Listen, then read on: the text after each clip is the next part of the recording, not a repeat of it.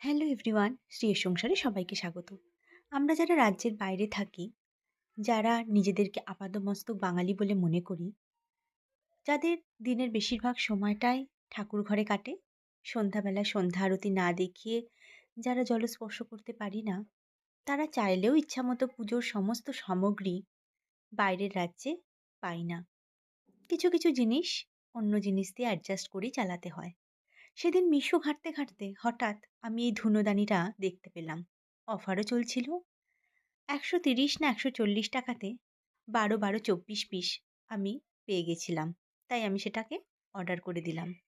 আজকে ডেলিভার দিয়েছে, তাই ভাবলাম জ্বালিয়ে দেখি কীরকম হয়। জ্বালাতে গিয়ে প্রথমটা একটু হতাশই হলাম। একদম জ্বলছিল না। অনেকবার করে চেষ্টা করার পরেও বারবার নিভে যাচ্ছিল।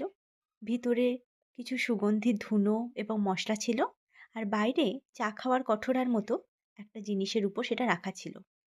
অনেকবার করে চেষ্টা করার পরও যখন ধরছিল না, তখন আমি ভাবলাম যে আমার টেকনিকেই হয়তো একটু ভুল আছে।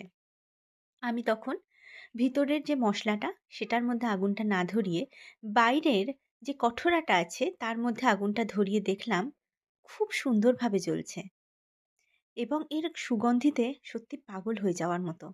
ধুনো তো ছিলই, তার সাথে আরও কিছু সুগন্ধি মেশানো ছিল। এটা যেকোনো দিন, বৃহস্পতিবার, শনিবার আমি জ্বালিয়ে পূজা করতে পারি। এর ফলাফল তো তোমরা দেখতেই পাচ্ছ। এত সুন্দর ধুনো উঠছে যে পরে আমাকে সেটা আবার একটু দূরে সরিয়ে রাখতে হয়েছিল। না হলে আমি বসতে পারছিলাম না। আমার পুরো ঘর ধুনোতে ভর্তি হয়ে গেছিল। পূজা শেষ করে পাখিদের জন্য একটু চালমুড়ি রেখে এক কাপ গ্রিন টি নিয়ে বসলাম। মনটা বেশ খুশি লাগছিল। কারণ আজকের পর থেকে বৃহস্পতিবার আর শনিবারে আমার ঘরেও ধুনো জ্বলবে। পরের ভিডিওতে দেখা হচ্ছে। বাই।